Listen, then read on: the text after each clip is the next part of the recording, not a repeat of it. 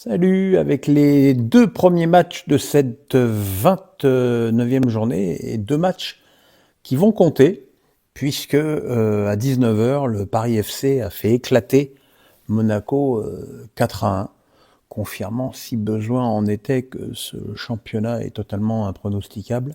Monaco qui restait quand même sur 7 victoires consécutives, et c'est vrai que depuis l'arrivée d'Antoine Kombouaré, le PFC était invaincu, mais enfin, il semblait que le match était déséquilibré. Alors c'est vrai que Golovin était absent, Kakliouche qui souffrait d'une béquille depuis le match contre Marseille était sur le banc. Mais enfin bon, au bout de 21 minutes, le PFC menait 3-0 et 3 buts marqués comme à la parade. Le premier par Ikoné sur un bon centre de Moses Simon et le toujours délicieux Mouletsi qui laisse passer le ballon au premier poteau. Le deuxième but par Immobilier qui, cette fois-ci, met dans la lunette un centre parfait du même Mounetsi. Puis Immobilier, qui donc porte moins bien son nom ces temps-ci, qui donne un ballon de but à Ikoné.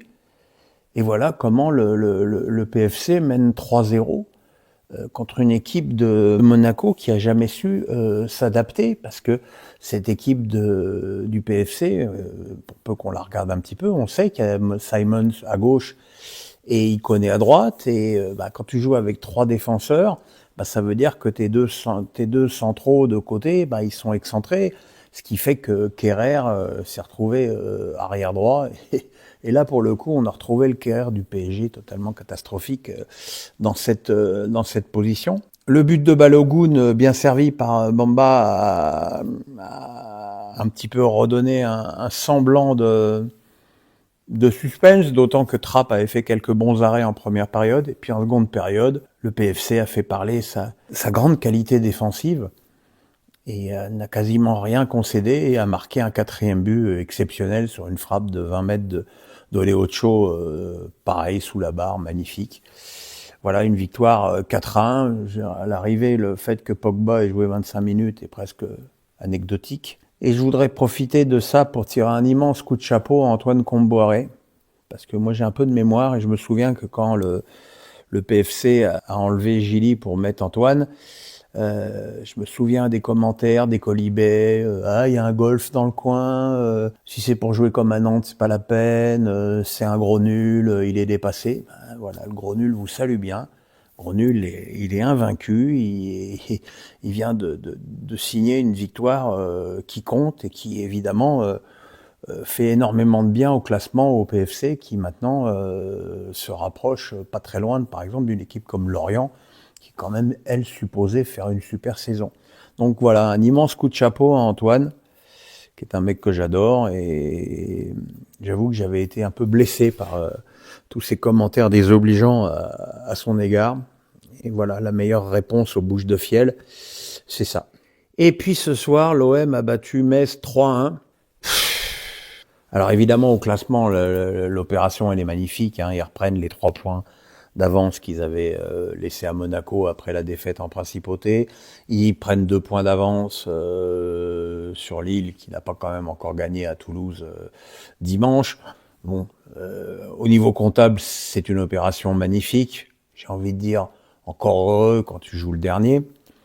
Mais le match, on va encore dire que je taille l'OM, mais tu mènes 2-1. Alors que le but de Traoré dans les arrêts de jeu, il est presque anecdotique lui aussi, bien servi par Gouiri, voilà, il marque dans le but vide, parfait. Mais les 2 premiers buts d'Aubameyang et de Pachao, ce sont 2 contre. 2 contre magnifiquement joués par Greenwood, qui les 2 fois donne des ballons parfaits à ses 2 copains, mais ça ne traduit en aucun cas une domination dans le jeu de l'OM. Alors l'OM a eu des occasions, Papsi a fait quelques arrêts, mais c'était toujours ou sur des contres, ou sur des frappes, ou sur un coup de pied arrêté. Mais j'ai rien vu de très construit dans le jeu de l'OM, et puis j'ai surtout vu aussi, encore une fois, une défense chaotique. On n'oubliera pas que Gauthier a mis un tir sur le poteau. On n'oubliera pas que Dadiashvili a réduit le score pratiquement sur l'engagement après le but de Pachao. c'est pas, encore une fois, bon, c'est Metz, quoi, c'est le dernier du championnat. Et je suis pas sûr que reproduire ce genre de prestation suffira contre une équipe d'un meilleur niveau que Metz. Et c'est quand même préoccupant parce que je vois toujours aucune patte baie, je vois toujours pas de fond de jeu, je vois rien. Je vois rien. Si, je vois les 3 points, ce qui finalement est le plus important, hein, me dira-t-on. Mais voilà, c'était quand même pas extraordinaire, d'autant que Metz, un peu comme à Paris, a essayé de jouer, c'est beaucoup ouvert.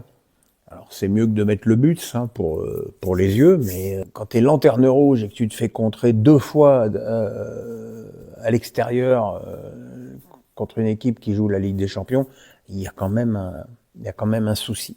Voilà, demain, pas de débrief sur les 2 matchs de samedi.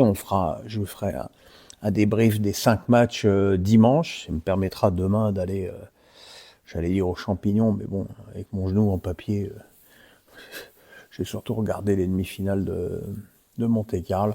Voilà les amis, portez-vous bien, passez une bonne nuit, bisous, le pouce, la cloche, on s'abonne, ciao.